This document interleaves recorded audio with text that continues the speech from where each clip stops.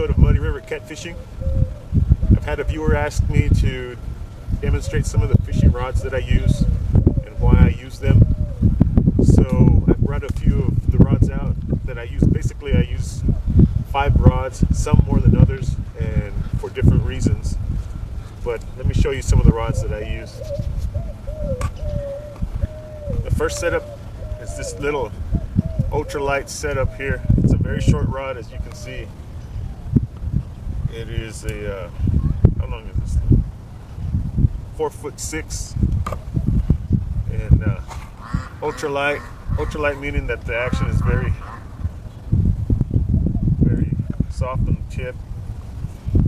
And what I've done is I've actually spooled it with a little bit of a heavier braided line. And the reason I use this one for catching bluegill, but also for when I go river fishing.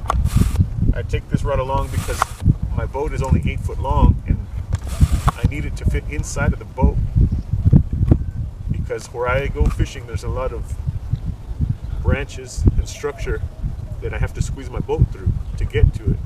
And I've often a time broken a tip off of a rod because the rod was too long. So this is one of the setups that I use. It's nothing fancy. I picked this up at Walmart. One of the things that I always look for in a fishing rod is to make sure that it's a one piece. Some of the rods that you buy are a 2-piece rod. I don't like 2-piece rods because the top half would twist, or sometimes it comes off when you're casting, or if you're fighting a big fish, it sometimes comes into 2 pieces. So all of my rods are one piece. The second rod that I have is this ugly stick here. This is one of the main catfishing rods that I use. It's an open face reel. This is spooled with about 65-pound braid. And I know a lot of you fishermen probably disagree on having a line that's heavy, but always remember that where I go fishing there's a lot of structure, lots of logs and branches, rocks, jagged rocks. I've had catfish that have taken my line under a rock and actually cut a braid, you know, and this stuff is strong enough you can't cut it with the nail clipper. So keeping that in mind, you know, a pretty good fight with the catfish and having to deal with the structure along with it. But this is an ugly stick. It's a little shorter. It's about a 6-foot rod, and it's a heavy action rod.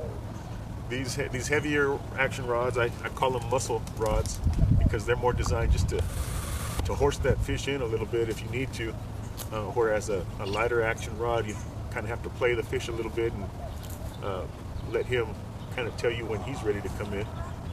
So this is the other rod that I use.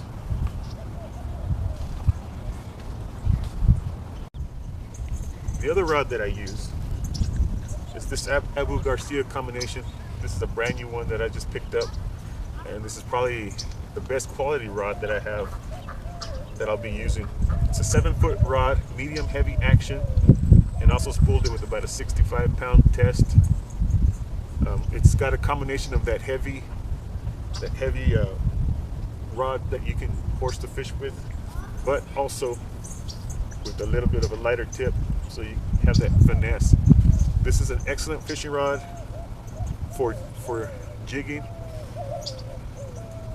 the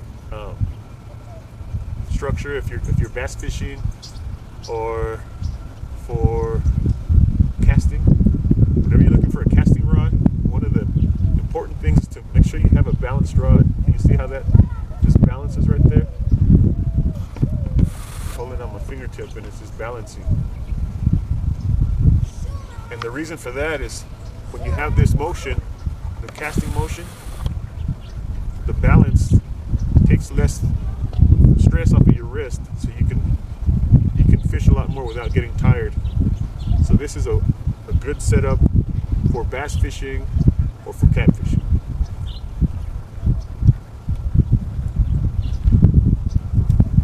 The next rod that I have is also a 7-foot medium heavy action, but it has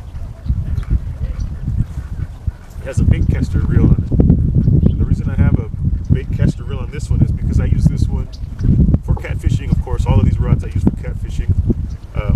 also for trolling. When I'm out in the lake, I can set this up and we can use a downrigger and we can fish for striper or just troll for white bass. This is a little bit of overkill for a white bass, but mainly for striper fishing or for catfishing, heavier, stronger fish.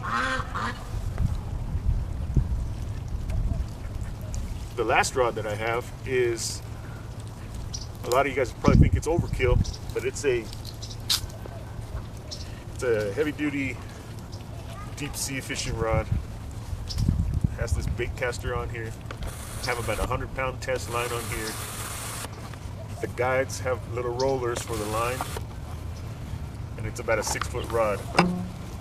And the reason that I have this rod is because I have hopes of catching a monster fish that people may or may not seem to think exist in these lakes.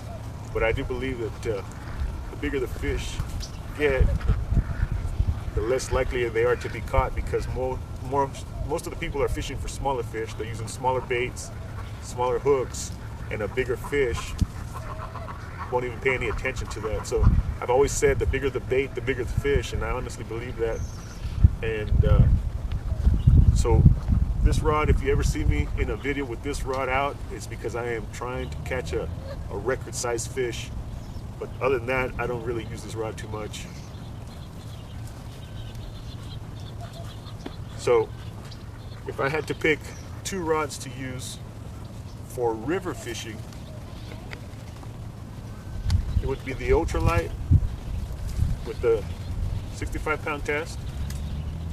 I've caught up to 20-pound fish on this thing.